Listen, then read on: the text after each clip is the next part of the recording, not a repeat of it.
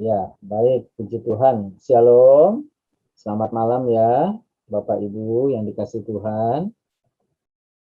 Malam ini kita akan sama-sama berdiskusi ya, belajar tentang ciri-ciri konselor Kristen ya. Ciri-ciri konselor Kristen.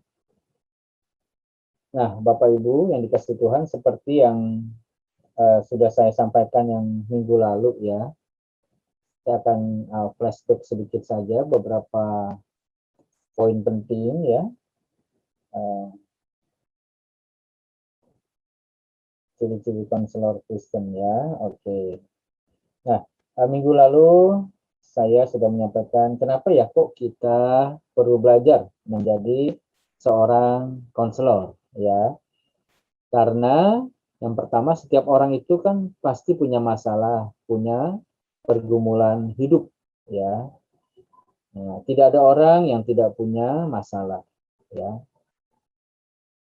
Baik masalah keluarga, masalah keuangan atau ekonomi, masalah kesehatan, ya, kemudian banyak hal-hal masalah yang lainnya, pergumulan hidup yang lainnya, ya. Nah, masalah atau pergumulan hidup di akhir zaman ini semakin rumit, semakin kompleks, semakin berat, ya. Kemudian banyak orang karena bermasalah ini membutuhkan bimbingan, Bapak Ibu, untuk bisa menemukan sendiri jawaban atas masalah hidup mereka. Ya.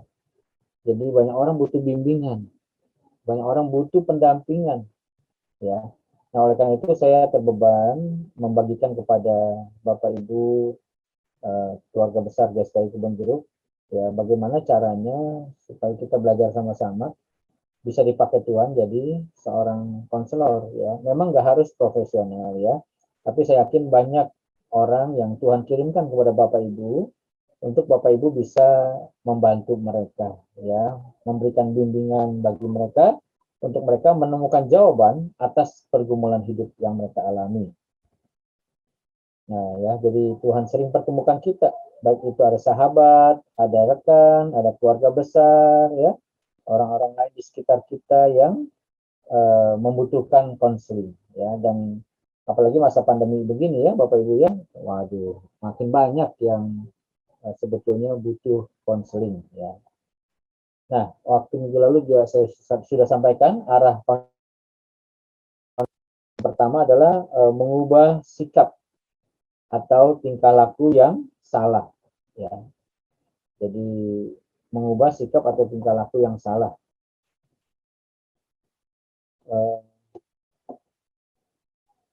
Seringkali ya orang bilang bertobat, tapi ternyata tidak diikuti dengan perubahan tingkah lakunya ya.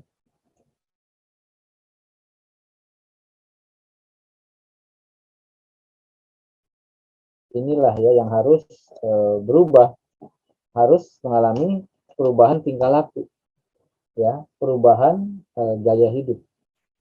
Yang kedua, menolong untuk memahami nilai-nilai kehidupan ya. Nah, yang ketiga, menolong untuk mengekspresikan perasaan khawatir, gelisah, takut, kesepian atau kemarahan secara sehat ya. Nah, kemudian kita menuntun konseli supaya mereka menyadari dan mengakui dosa di hadapan Tuhan ya. Nah, ini hal yang penting sekali, ada pertobatan ya, supaya ada pertobatan dan perubahan hidup itu harus dimulai dengan pengakuan dosa. Kemudian mengalami pengampunan dan mulai satu kehidupan yang baru. Ya, jadi mereka merasa sungguh diampuni dosanya sama Tuhan dan hidup dalam hidup yang baru. Setelah itu belajar mendengarkan nasihat dan teguran ya. Nah, konselor itu harus belajar untuk mendengarkan nasihat dan teguran dari konselor ya. Setelah itu menolong orang lain yang memiliki problem yang sama. Bapak Ibu, kita suka diizinkan Tuhan ya mengalami masa-masa yang sulit. Tujuan Tuhan adalah supaya kita bisa menolong mereka yang juga punya pengalaman masalah pergumulan yang sama ya. Jadi saya ditinggalkan oleh anak yang pertama yang meninggal usia 17 bulan, masih anak-anak. Jadi ketika ada jemaat atau orang yang meninggal, yang orang tua yang ditinggalkan oleh anak mereka yang masih kecil, saya bisa memberikan penghiburan, kekuatan bagi mereka, ya. Saya bisa mendampingi mereka dengan lebih efektif, ya. Nah, yang kedelapan, belajar bertumbuh dalam iman dan pengenalan akan Tuhan dalam doa dan perenungan firman Tuhan. Nah, ini sudah dibahas secara detail, ya. Nah, sekarang kita masuk ke dalam gereja dan konselor Kristen, ya. Jadi kita orang percaya, Bapak Ibu, diperintahkan oleh Rasul Paulus, ya, seperti tulisan Rasul Paulus ke jemaat di Tesalonika, untuk kita saling menasehati, membangun, menghibur, ya, membela yang lemah dan sabar terhadap semua orang, ya. Itu di 1 Tesalonika 5 ayat 11 dan 14. Karena itu nasihatilah seseorang akan yang lain dan saling membangunlah kamu seperti yang memang kamu lakukan. Kemudian di ayat 14-nya, kami juga menasihati kamu, saudara-saudara, ya, tegurlah mereka yang hidup dengan tidak tertib, hiburlah mereka yang tawar hati, belalah mereka yang lemah, sabarlah terhadap semua orang, ya. Nah, ini jadi harus tahu melakukan terapi kepada orang yang berbeda-beda, ya. Jadi yang hidup tidak tertib harus ditegur, ya. Bukan hiburlah mereka yang hidup dengan tidak tertib, bukan, jangan dihibur, ya, tapi ditegur. Nah, hiburlah mereka yang tawar hati. Nah, yang tawar hati ini, ya, ada kekecewaan, dihibur, jangan ditegur, gitu kan, ya. Nah, belalah mereka yang lemah. Nah, yang lemah itu harus dibela, ya, diberikan kekuatan, dibantu, begitu kan, ya, bukan ditegur, bukan dihibur, begitu, ya. Nah, sabarlah terhadap semua orang. Nah, kalau terhadap semua orang ini harus sabar, Bapak Ibu. Ya, harus sabar, ya. Jadi seperti inilah treatmentnya yang harus kita lakukan. Nah, konselor Kristen ini berhubungan dengan semangat misi, yaitu untuk menjadikan segala bangsa murid Tuhan Yesus, ya. Nah, hukum terutama yaitu kasihlah Tuhan Allahmu, kemudian kasihlah sesama manusia, ya. Kemudian amanat agung jadikan segala bangsa murid Tuhan Yesus. Nah, itu ada hubungannya dengan konseling, Bapak Ibu, ya. Nah, konseling biasanya datang dengan persoalan yang kompleks, ya, baik masalah jasmani maupun masalah kejiwaan dan masalah rohani. Jadi ada tiga masalah yang mungkin dialami. Pertama, masalah hal-hal yang bersifat kebutuhan jasmani, makan minum, ya, berhenti kerja, bisnisnya kolaps, ya, nyari duit susah, gitulah hubungan yang ke arah materi, ya, berkat-berkat jasmani. Nah, yang kedua adalah berhubungan dengan kejiwaan, ya, dengan kejiwaan mereka, marah, dendam, iri, kesel, ya, kecewa, nah, benci. Nah, ini gejala-gejala kejiwaan, ya, stres, depresi, gitu. Nah, ini kriteria masalah yang kedua. Masalah yang ketiga adalah yang berhubungan dengan kebutuhan rohani, ya, yang kepengen bertumbuh, kepengen karakternya berubah, ya, yang kepengen makin mengenal Tuhan, makin cinta Tuhan, yang nggak ngerti Alkitab, mau diskusi tentang Alkitab, begitu Bapak Ibu. Ya, jadi tiga inti permasalahan itu, ya. Nah, konselor harus memperhatikan keseimbangan solusi dari ketiga bidang persoalan konseling, ya. Jadi ketiga-tiga hal ini memang harus dijawab sih Bapak Ibu, dan harus diperhatikan keseimbangannya. Kita nggak bisa ke arah jasmani terus, gitu, ya, tanpa memperhatikan masalah jiwa dan rohaninya. Nah, sebaliknya juga banyak konselor Kristen punya kelemahan itu adalah terlalu menekankan hal-hal rohani saja. Ada orang punya masalah, ya, dia curhat udah lama, ya, curhatnya lama banget. Kita ujung-ujungnya bilang apa? Ya udah Bu, Pak, doa aja yuk, kita berdoa, gitu, ya. Jadi cuma berdoa doang. Waduh, gua udah capek-capek ngomong, ya, mau konseling, disuruhnya doa, ya. Wah, kalau mau lebih afdol, doa puasa, doa puasa. Waduh, ya. Ini gimana nih, ya? Nah, ini karena apa? Konselor Kristen banyak juga yang hanya menekankan hal-hal rohani saja, ya. Jadi hal-hal apa yang berhubungan dengan psikologinya gitu ya, membahas masalahnya itu nggak dibahas gitu Bapak Ibu. Nah ini seringkali jadi kelemahan ya. Jadi atau sebaliknya mengabaikan hal-hal rohani ya, mengabaikan hal-hal rohani saja. Jadi ngebahasnya masalah terus ya. Yang itu seperti konselor sekuler ya, dia lebih ke arah eh, apa namanya fokus kepada masalahnya aja gitu ya. Tidak dituntun untuk pertobatan, tidak dituntun untuk kebenaran firman Tuhan begitu ya. Tidak ada bimbingan masalah kerohaniannya gitu. Itu kalau di psikologi sekuler ya, karena mungkin yang dihadapi kan mungkin agama lain, jadi nggak bisa membahas tentang Alkitab misalnya ya, walaupun sebetulnya nilai-nilai kebenaran itu bisa disampaikan. Nah, Roh Kudus lah yang akan memimpin kita, orang-orang yang rindu menjadi berkat ya bagi sesama kita dalam membantu mereka menemukan sendiri jawaban atas pergumulan hidup mereka ya.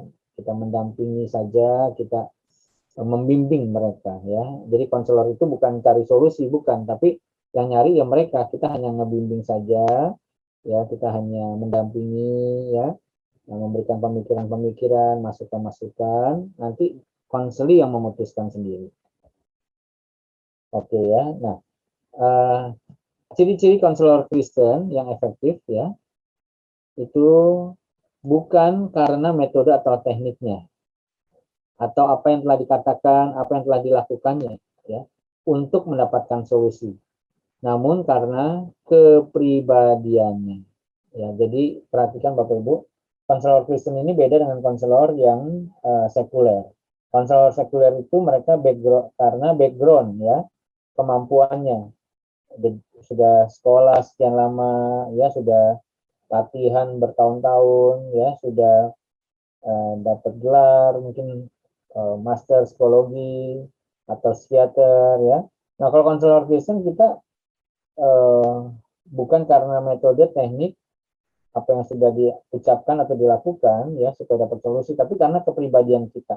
Orang mau konseling sama Bapak Ibu itu karena percaya sama Bapak Ibu, karena kenal sama Bapak Ibu, karena sudah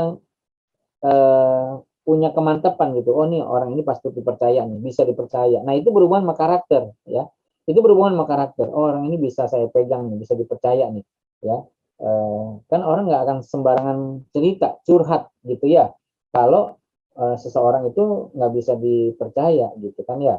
Dan pasti orang lain itu sudah ngelihat teladan yang baik dari Bapak Ibu. Ada satu kelebihan Bapak Ibu yang dia bisa curhat begitu. Nah ini yang saya rindu bagikan kebenaran ini ya, poin-poin ini. Kenapa? Karena saya yakin pasti Bapak Ibu sering nemuin ya, sering berjumpa dengan orang seperti itu gitu. Dan kadang-kadang kita juga bingung. Mungkin Bapak Ibu bingung nih, gue harus gimana, harus ngapain gitu ya. Kalau semuanya diserahkan ke pendeta, semuanya diserahkan ke tim pengembalaan, waduh, berapa banyak yang harus dilayani kan begitu Bapak Ibu. Dan mereka belum tentu percaya sama kami. Mereka percaya sama Bapak Ibu kok, karena Bapak Ibu yang mereka kenal begitu ya. Bukan kami yang mereka kenal. Nah, kepribadian yang bagaimana? Yang pertama adalah yang sangat memperhatikan, ya. Jadi Bapak Ibu harus memperhatikan orang-orang yang konseling sama Bapak Ibu.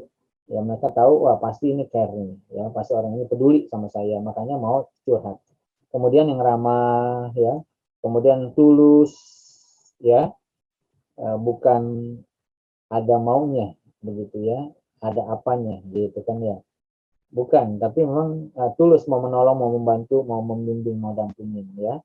Jadi benar-benar mau nolong ya, tanpa pamrih, mempunyai kemampuan memahami persoalan ya. Kemudian memahami perasaan konseli, mengasihi Tuhan dan sesama ya. Nah, ini kepribadian ini yang saya berharap Bapak Ibu ya kita berjuang sama-sama memilikinya sehingga Bapak Ibu benar-benar dipakai Tuhan efektif ya.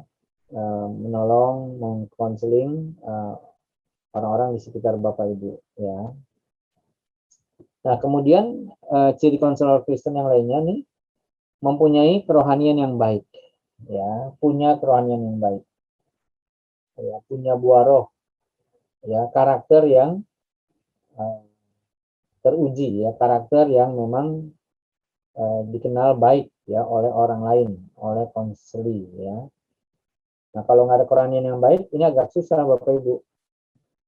Ya, kelihatannya harus mendownload dulu Bapak Ibu ya. Saya minta waktu sebentar sambil mendownload ini. Silakan Bapak Ibu, ada yang mau memberikan tanggapan hingga saat di sini, memberikan masukan ataupun sharing atau pertanyaan, silakan.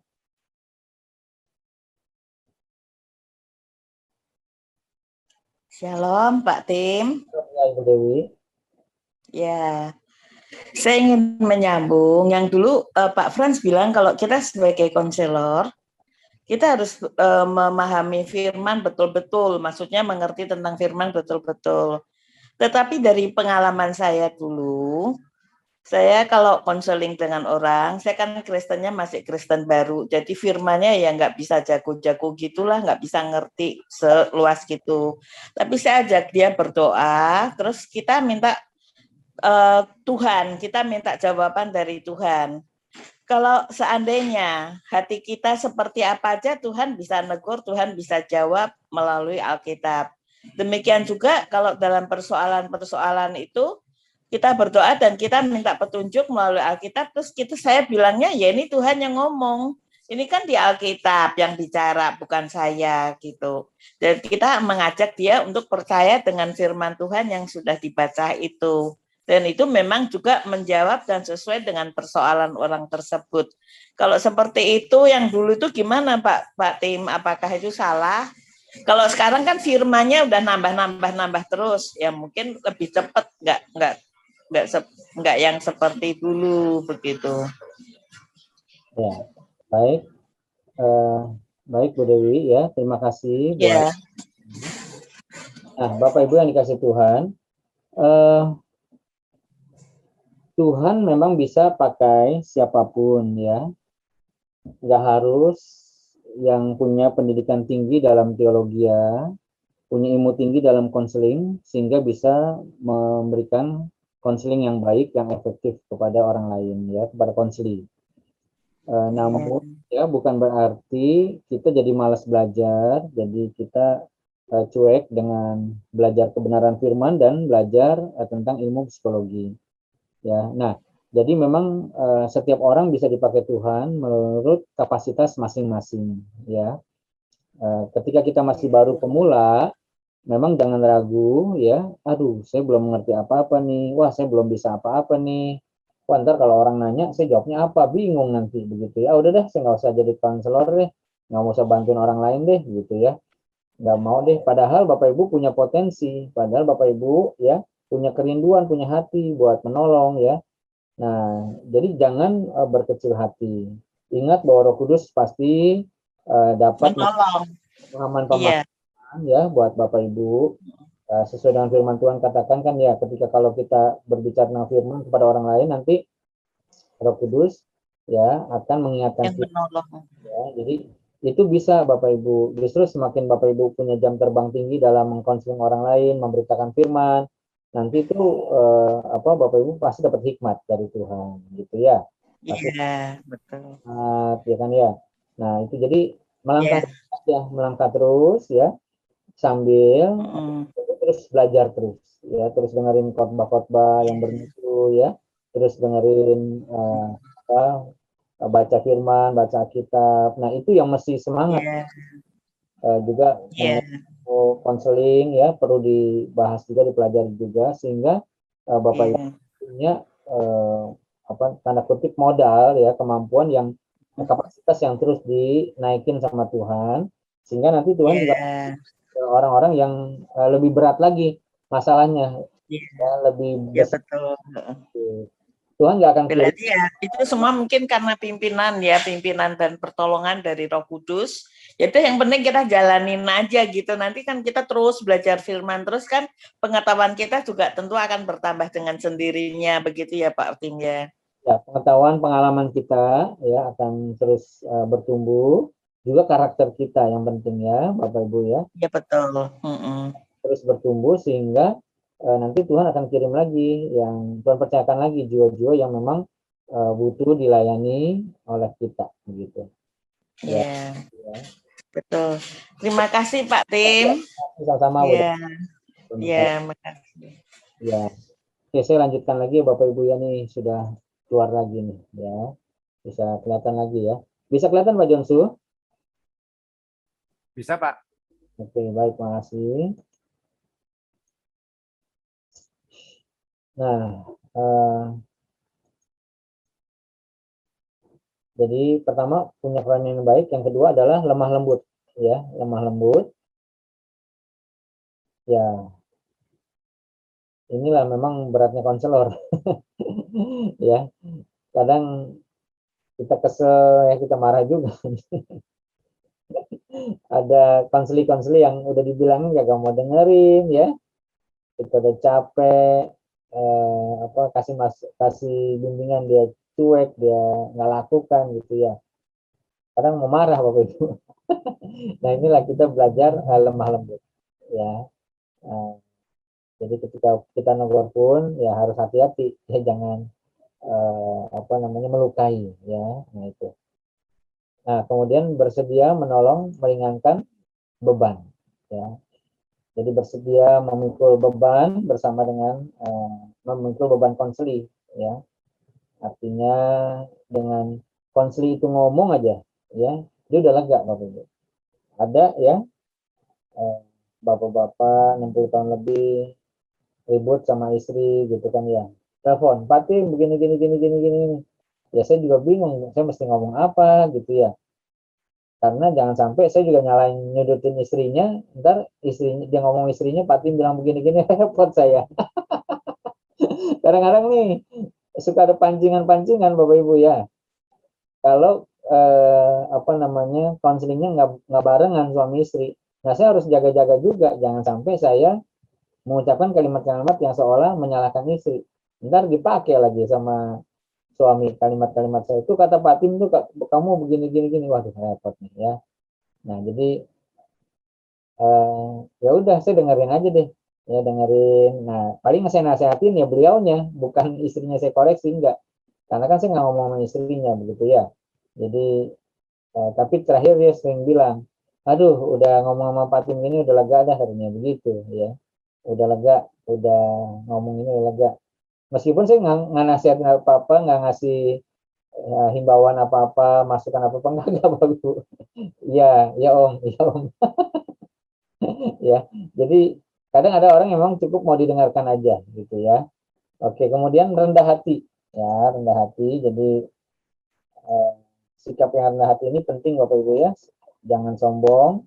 Karena kan gini, kalau ada orang yang datang sama kita, kitanya sombong, kitanya kelihatan terkesan susah dideketin, belagu begitu ya, wah orang udah nggak mau deket sama kita, orang udah merasa wah nggak mau percaya lagi sama kita gitu. Kalau kita gitu ya mau ngomong mesti agak gerece dikit gitu ya, ketemu orang, hai, halo, shalom, apa kabar, mau ngomong mesti begitu Bapak Ibu.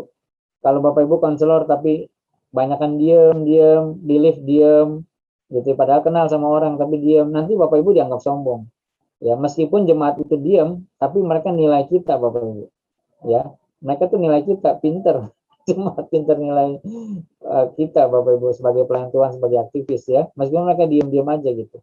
Saya pernah dikomplain, Pak Tim itu siapa sih pemusik itu? Oh kenapa? Iya tuh sombong banget di lift, nggak manggil-manggil. Waduh, dalam hati saya, ya kan mungkin pemusik itu juga nggak kenal siapa, ini kan ya, jemaat ini siapa kan ya. Kalau saya kan kenal, pemusik kan belum tentu kenal. Sombong Pak Tim, saya mau masuk kagak dikasih. Dia dulu yang masuk katanya gitu. Ya itu cerita dulu lah ya. Nah, jadi hati-hati ya dengan hati kita ya. Kemudian sabar ya, tadi ini sabar sama ya. Kalau sabar, kemudian rajin berbuat baik ya. Jadi tekun dalam berbuat baik, menjadi berkat bagi sesama, dan setelah itu punya hubungan yang intim dengan Tuhan, yang akrab, yang dekat dengan Tuhan ya. Nah, tantangan konselor Kristen ya. Bapak Ibu yang kasih Tuhan, tantangan konselor Kristen ini biasanya begini, setelah membimbing beberapa orang, konselor itu bisa merasa capek Bapak Ibu. Ya, karena konselor ini terus terang ya, konselor ini adalah tempat sampah, mohon maaf ini. ya. Orang itu lagi kesel, marah, ya, waduh, emosi yang negatif, ya, akhirnya curhat, ya. Curhat itu mohon maaf nih, buang sampah, ya. Nah, konselor itu tempat sampahnya nampung, ya. Nah, kalau terlalu sering kita jadi tempat sampah, Bapak Ibu, ya, tanda kutip, ya. Nah, kita tuh bisa akhirnya capek, ya. Kita bisa akhirnya nggak sabar gitu. Ya, saya bisa sabar sama konseli, tapi akhirnya sama istri, sama anak nggak bisa sabar karena udah kemakan gitu kesabarannya sama konseli. Bisa begitu loh Bapak Ibu, ya. Terus nggak peka, ya, jadi nggak sensi lagi gitu ya. Kenapa? Masalahnya gini, masalah ini mah kecil, no, yang ono no masalahnya lebih gede lagi gitu ya. Nah, bisa begitu Bapak Ibu ya, nggak peka lagi sama kebutuhan orang ya. Nah, bahkan ada juga konselor yang bisa stres. Ya, kenapa? Karena dia nggak bisa mengungkapkan pergumulan hidupnya kepada orang lain. Nah, ini masalahnya. Ya, dia jadi nampung, pembuangannya kagak ada. Ya, jadi konselor pun bisa stres, Bapak Ibu. Ya, oke. Nah, eh, jadi konselor Kristen ini harus memperhatikan ya, harus punya saat teduh, doa pribadi, ya, persekutuan dengan Tuhan, ya. Jadi inilah yang membuat seorang konselor kuat di dalam Tuhan, ya. Terus refresh ya, dengerin kebenaran terus, belajar terus ya, diisi terus ya, karena udah banyak ngasih ngeluarin ya harus diisi juga gitu. Nah, bagi tugas ya, jadi seperti Musa dinasihati oleh mertuanya, kamu jangan ngurusin sendiri, bagi-bagi tugas, kelompok-kelompok ya. Nah, jadi kalau saya juga kan bagi tugas kepada tim pengembalaan ya, eh, untuk konseling, untuk apa, baik bimbingan pranikah, buat bimbingan baptisan ya. Kalau ada masalah pekerjaan sama siapa, yang wanita sama siapa begitu. Jadi saya bagi-bagi tugas ya. Nah, kemudian juga dapat dukungan dari saudara seiman. Nah, kadang Bapak Ibu ya, konselor itu juga godaannya adalah merasa hebat. Ya, godaan konselor itu salah satunya merasa hebat. Jadi gini, karena dia orang sering konsultasi sama dia ya, jadi merasa wah nih gue nih bisa membantu menolong orang lain, sehingga dia sendiri merasa tidak butuh orang lain untuk menolong dia. Nah, ini juga satu kelemahan ya. Jadi karena merasa strong, merasa kuat gitu ya, merasa orang lain yang banyak butuh dia, dia sendiri nggak membutuhkan orang lain, rasanya begitu. Padahal seorang konselor juga butuh dukungan ya dari orang lain, ya, butuh dukungan dari ya mentor-mentornya, dari pemimpin rohaninya, dari orang-orang yang memiliki otoritas gitu ya, dalam arti bisa membimbing dia gitu. Makanya seorang konselor pun harus punya mentor, punya pembimbing, punya pembina. Kalau nggak bisa mengatasi, mendukung, mendampingi konseli ini, nah harus solusinya gimana ya, harus tukar pikiran gimana gitu. Oke ya. Nah, selanjutnya Bapak Ibu, sampai sini kalau ada yang mau tanya silakan ya Bapak Ibu ya, langsung ngomong aja. Nanti kita akan diskusi ya. Halo, Fatin. Oh ya, Bu Hakim, silakan Bu Hakim. Nggak pakai video boleh ya, Pak? Iya, iya, nggak apa-apa Bu, silakan, ada apa Bu? Pak, suami yang mau ngomong, Pak. Oh iya, iya, silakan Pak Ahok. Oke, dengar ya Pak Tim ya? Ya, Beneran ya? jelas Pak, silakan Pak. Ini kita kan sharing ya. Ya Pak. Saya punya satu pendapat, tapi ya nggak apa-apa. Kita saudara seiman boleh menilai. Ya, Boleh ya. menilai. Nah, salah nggak apa-apa. Silakan. Begini, di dalam pelayanan, kadang-kadang kita melayani orang, kita sering mengatakan bahwa kita ini adalah suara Roh Kudus. Ya. Kita tunggu suara Roh Kudus. Ya. Saudara tahu nggak? Saudara bisa nggak membedakan mana suara Roh Kudus, mana suara yang bukan Roh Kudus? Menurut saya, suara Roh Kudus itu tidak mudah didengar. Nah, alasannya apa? Begini. Saya pernah tanya kepada Tuhan, bagaimana mendengar suara Roh Kudus? Tuhan jawab, suara hati nurani pun yang kamu miliki, aku taruhkan kepada dirimu, engkau pun tidak mau mendengarkannya. Bagaimana engkau bisa mendengarkan suara aku? Saya kaget.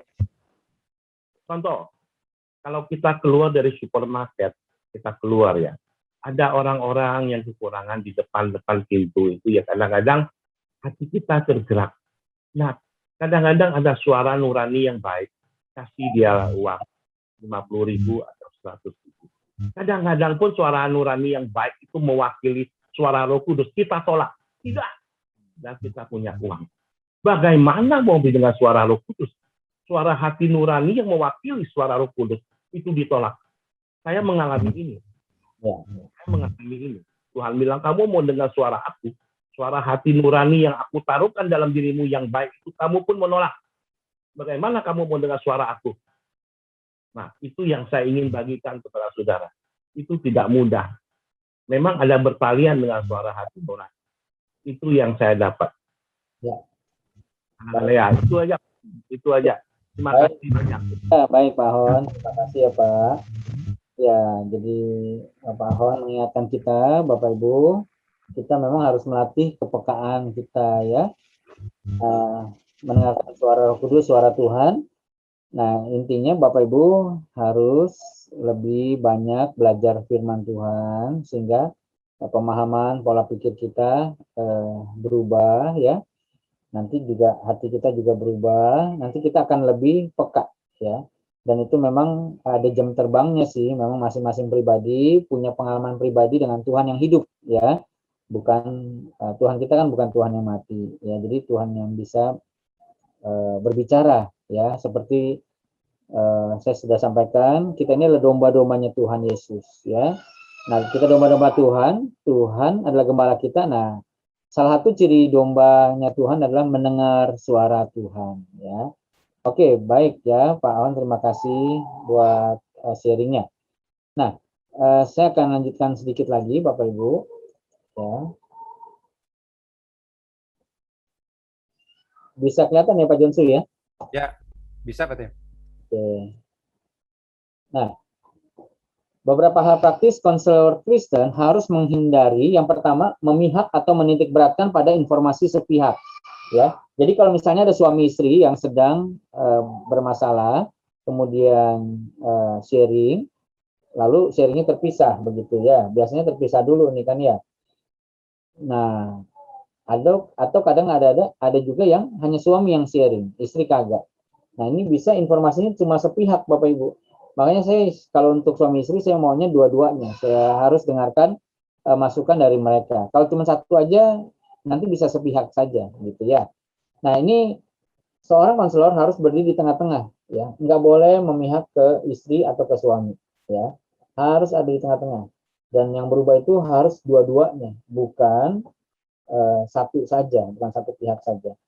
Ya, sekalipun misalnya suaminya selingkuh ya. Nah, itu pun istrinya pun pasti ada andil di sana, gitu kan ya. Pasti ada andil di sana. Kenapa kok akhirnya suami bisa selingkuh? Ya, bukan mau nyalain istrinya, bukan, tapi pasti ada yang harus diperbaiki dari sikap istrinya, begitu kan ya. Nah, jadi kita harus berdiri di tengah-tengah, Bapak Ibu. Kemudian yang kedua, hindari mengambil kesimpulan yang tergesa-gesa, yang ceroboh, yang terlalu cepat, gitu ya. Jadi mereka belum selesai ngomong, konseli belum selesai ngomong, kok kita udah cepet-cepet ngambil kesimpulan. Nah, ini nggak boleh. Ya, biarkan konseli banyak cerita, banyak ngomong. Nah, inilah memang konselor itu harus bisa jadi pendengar yang baik ya. Nah, yang ketiga, selalu mengkonfrontasikan konseli dengan kebenaran firman Tuhan ya. Jadi setiap hal yang kita pikir konseli salah, langsung kita kasih firman gitu kan ya. Ibu jangan ibu sulit mengampuni, nggak bisa mengampuni. Nah, yang salah kan ibu ini mikir yang salah kan suami saya ya. Suami saya kan yang selingkuh. Tapi kita ngomelin si ibu ini terus, ibu harus ngampunin, ini nih firman Tuhan, ibu harus ngampunin. Nah dia stres nanti ibu ini, lah yang salah kok suami saya, kok saya ini yang mesti dibenerin mulu begitu ya. Kok yang saya terus yang diinin sama Alkitab nih, ya saya yang salah. Tuhan sudah ampuni ibu, ibu juga harus bisa mengampuni suami. Nah suaminya kagak nggak diberikan masukan, nggak diberikan bimbingan begitu misalnya ya, yang nggak bisa bapak ibu ya. Nah, oke, kemudian yang keempat, terlalu banyak ikut campur. Nah ini hati-hati nih ya. Jangan sampai kita masuk ke dalam apa namanya, ngatur dari keluarga ya, ngatur dari masalah yang konseli hadapi. Sekali lagi keputusan harus diambil oleh konseli. Mereka harus tahu konsekuensi dari setiap keputusan itu apa gitu ya. Dan kita jangan mendikte, ikut campur, kita memutuskan, jangan Bapak Ibu ya. Konselor harus tahu batas-batasnya. Akrab dengan konseli lawan jenis. Nah, ini juga nih ya. Bukannya follow up jadi follow me ini bahaya ini. Ya. Makanya setiap jemaat yang mau konseling ya, yang wanita, saya nggak mau konseling ya, kecuali oma-oma. Oma-oma nggak apa-apa deh ya. Tapi kalau gadis-gadis masih muda-muda, udah deh, sana ke Bu Meske, sana ke Bu Stella yang wasti. Ya, supaya tidak terjadi follow me ya. Jadi itu Bapak Ibu penting ya. Jangan sampai jatuh begitu kan ya, karena banyak hamba Tuhan begitu nih ya, wanita ya kan ya, wah dikecewakan sama suaminya, sedangkan sama konselornya, wih konselor saya perhatiin banget gitu ya, baik banget ngomongnya, lemah lembut. Ya akhirnya waduh malah nggak benar deh ya, jadi bisa nggak benar gitu kan ya. Nah kemudian kegagalan menyimpan rahasia, nah ini penting nih. Kalau orang ngomong sama Bapak Ibu curhat, tolong ya Bapak Ibu simpen baik-baik ya rahasia itu. Jangan kasih tahu suami, jangan kasih tahu istri ya. Istri saya itu nggak tahu banyak apa masalah-masalah jemaat yang konseling sama saya, nggak tahu ya. Ya, pokoknya saya keep ya.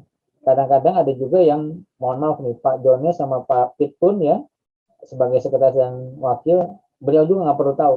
Ya, ada itu Bapak Ibu. Ya, kenapa? Karena saya mau jaga rahasia keluarga, rahasia pribadi, ya. Nggak perlu yang lain tahu, begitu. Ya, nggak perlu yang lain tahu. Apalagi ini juga masalah pribadi, ya.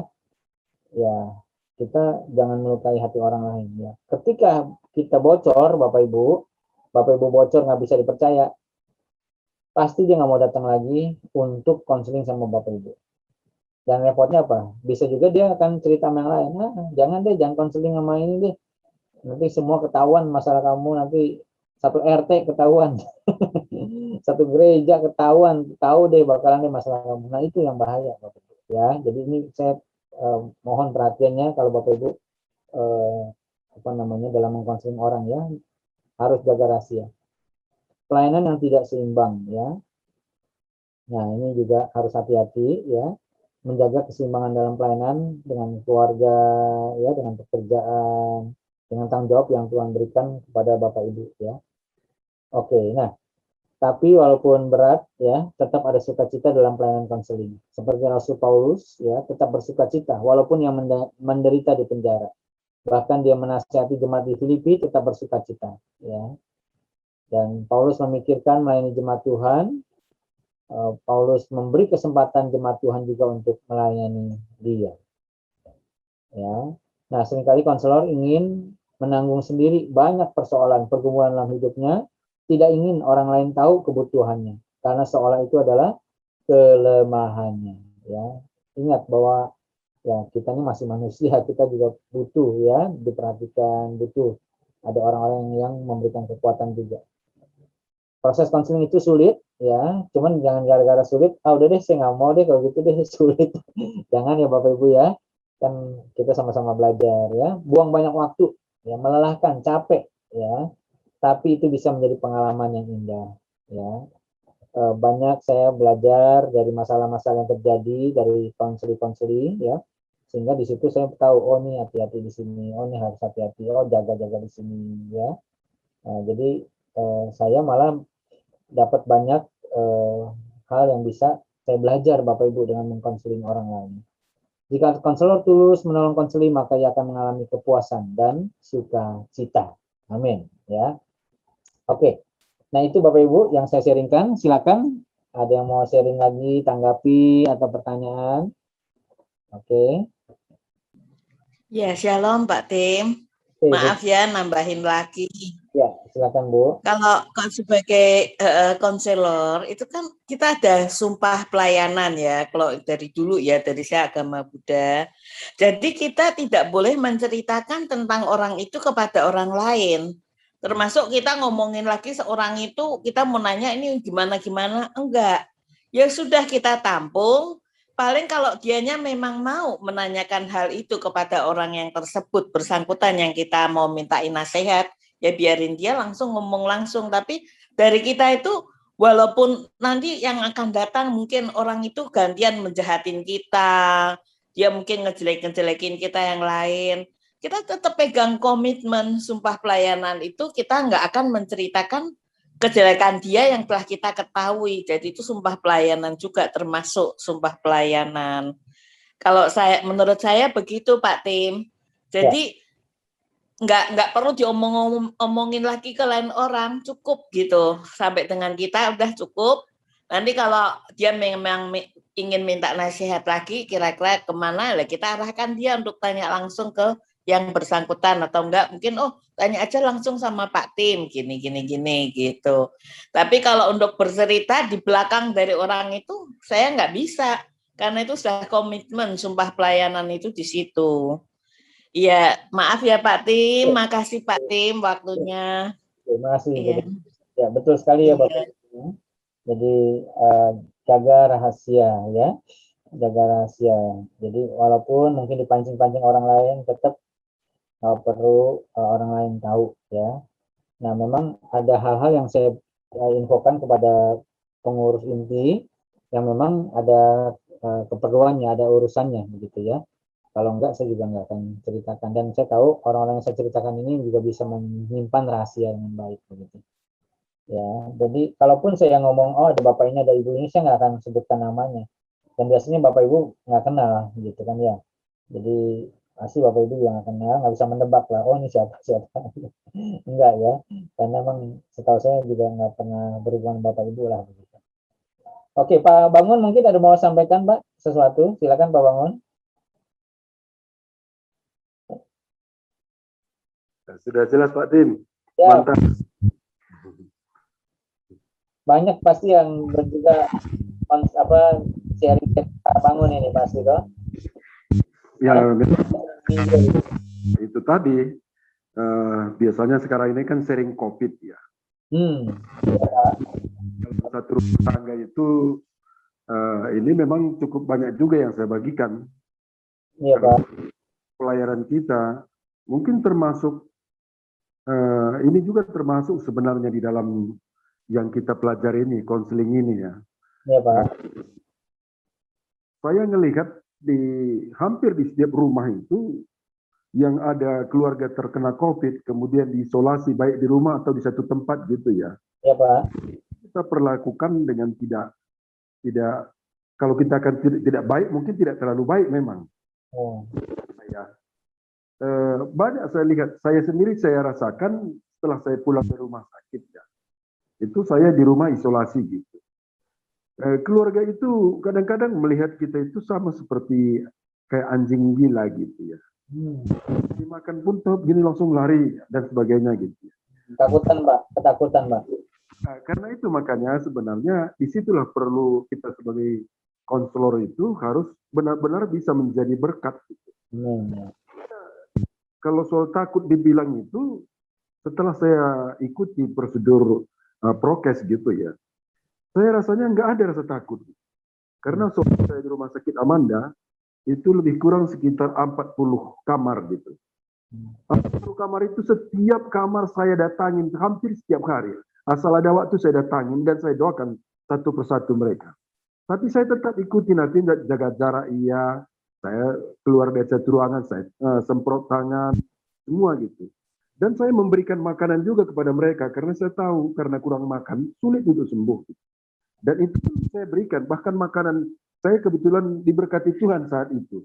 Dikala saya diisolasi, itu hampir setiap pagi itu ada 10 makanan datang, 10 porsi gitu. Siang ada 10 porsi, sore 10 porsi. Padahal saya sendiri sebenarnya satu aja udah cukup, ditambah dengan makanan rumah sakit, udah lebih daripada itu. Udah lebih. Dan itu saya bagikan kepada mereka semua, termasuk buah-buahan, biskuit, dan lain sebagainya gitu. Karena itulah jembatan saya untuk bisa berbagi kepada mereka. Tapi satu hal yang luar biasa sebenarnya, hampir 90% yang saya layani itu, mereka ketakutan. Di situ saya tahu bahwa mereka butuh bimbingan. Jadi lama-lama saya pikirkan, saya datang ke rumah sakit, saya percaya saya diutus. Bukan karena COVID saja gitu. Sengaja kan saya kena COVID, sehingga di rumah sakit itu hampir setiap ruangan saya datangin, dan saya berdoa untuk mereka, dan saya bahkan memberikan makanan juga, karena saya terlalu banyak makanan yang dibagi kepada saya. Buah-buahan yang sampai, ya kalau saya lihat itu sangat banyak sekali, sampai mereka bertanyakan, dari mana aja Pak yang mengirim makanan ini? Saya sendiri tidak tahu. Siapa yang membocorkan saya ada di rumah sakit pun saya tidak tahu. Tapi begitu banyaknya gitu. Akhirnya saya lihat konseling itu sangat penting sekali. Kita merupakan satu strategi kita untuk memberitakan firman. Walaupun judulnya konseling, tapi goalnya itu firman itulah yang menyembuhkan. Gitu. Kenapa firman mereka kuat? Gitu. Itu saya rasakan sendiri.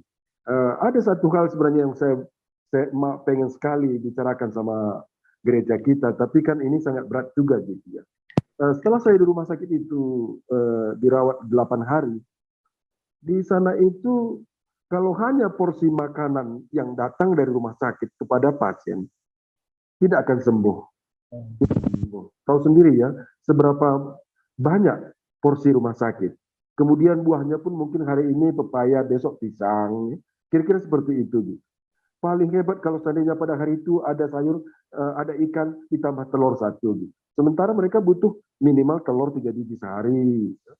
Terus walaupun tidak ada rasa, kayak saya waktu itu sama sekali nggak ada rasa untuk apa ini, untuk makan apa segala. Jangankan itu, saya buang angin aja saya nggak cium lagi gitu, saking ininya gitu. Tapi saya lihat yang utama sekali dalam rangka penyembuhan itu makanan. Banyak dari mereka itu karena mungkin dia sebagai pendatang ke sana, begitu kena COVID, nggak ada keluarga, nggak ada apa, nggak ada yang memberikan tambahan gizi. Sehingga harusnya bisa sembuh kayak saya 8 hari, dia harus 14 hari gitu. Saya kadang-kadang ya, ini harusnya nanti kalau saya mau berbagi kepada orang gereja di daerah Kabanjaya Brastagi, mana tahu mereka mau berbagi. Jadi kita bisa hitung berapa pasien hari ini, berapa yang tidak punya keluarga. Jadi ya kita subsidi mungkin makanan, katakanlah nggak usah 3 kali sehari, katakanlah 2 kali atau sekali gitu ya. Tapi ada tambahan, daripada misalnya cuma dia makan nasi dari rumah sakit. Walaupun rumah sakit mengatakan itu sudah porsi untuk kesehatan, bagi saya sih tidak. Kenapa? Karena saya sendiri makanan yang datang di rumah sakit itu 2 kali tarik itu sendok itu langsung habis. Karena rasanya tidak ada, saya tidak mau lama di mulut, langsung saya telan. Apalagi cuma bubur kan. Nah, di situ saya pikir mungkin perlu kita mengambil bagian. Bagaimana caranya biar kita mengambil bagian untuk di rumah sakit itu ada tambahan kepada mereka gitu. Ya, baik Pak. Setuju Pak.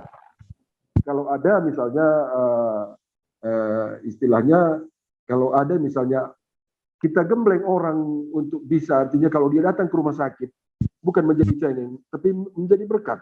Karena bagaimana butuh sekali mereka penghiburan, butuh penghiburan. Tapi saya lihat itu yang mereka tidak dapatkan. Sehingga di depan saya itu ada meninggal 2 orang, di samping saya ada 2 orang, di sana lagi. Setelah saya di situ, hampir setelah 3 hari saya di situ, tidak ada lagi yang meninggal. Karena yang sesak itu ternyata karena ketakutan. Perlunya anak-anak Tuhan itu menjadi konselor sehingga ya benar-benar kita menjadi berkat. Soal takut dibilang, ya saya juga takut. Tapi takut itu kalau saya dosa ikutin prosedur. Saya selama di Kawan Jahe ini, kemana pun saya pergi selalu saya pakai 2 lapis masker, cuci tangan. Setiap saat di kantong saya sanitizer dan sebagainya gitu. Kena juga gitu. Makanya kesimpulan saya, sengaja Tuhan utus saya ke rumah sakit. Sehingga saya di dalam itu, ya itu tadi, sambil mengangkat infus, saya bisa mendoakan orang. Mungkin itulah yang bisa saya bagikan. Terima kasih Pak Tim. Oke, terima kasih banyak Pak Bangun.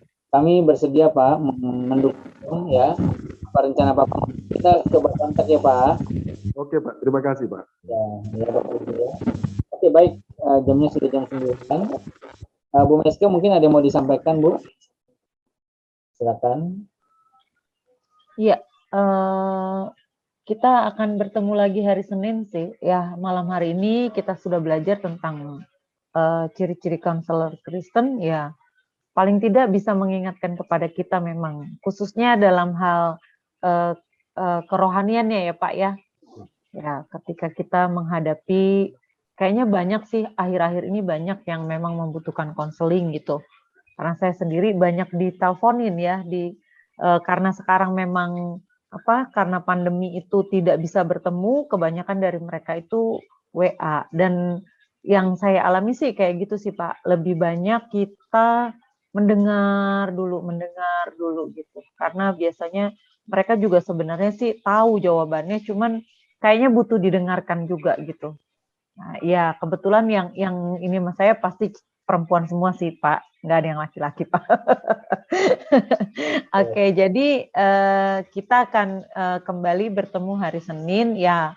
Nanti akan ada wacana yang akan kita wujudkan, tapi mungkin kita bicarakan dulu ya Pak ya, nanti hari Minggu besok ya. Itu aja sih Pak yang saya mau sampaikan.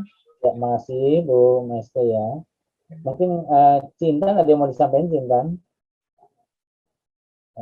Ya, Kotim, banyak untuk sharingnya hari ini. Rasanya makin penuh hati dan otak saya untuk semangat terus menjadi konselor, walaupun agak sulit ya Kotim, karena seperti yang Kotim tahu kan dari awal Cina kan sukanya ngomong, jadi sekarang harus lebih sering mendengar.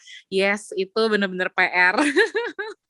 Dan benar Kotim harus harus punya basic Bible yang baik, karena kalau enggak kita bisa salah kasih kasih advice gitu. Jadi kita harus minta hikmat juga dari Tuhan. Makanya biasa kalau dulu saya langsung dengerin aja orang ngomong, kalau sekarang saya doa dulu dalam hati gitu, minta hikmat dari Tuhan, tutup bungkus juga dengan kuasa Tuhan supaya jangan sampai yang keluar dari mulut saya itu tuh malah jadi kayak bikin orang ini jauh dari Tuhan. Gitu sih Kotim. Terima kasih banyak untuk perhatiannya Kotim, untuk supportnya. Juga ada Kameske juga yang selalu support juga kalau ada kasus-kasus tertentu, aku biasa minta bantuan dari kakak guru.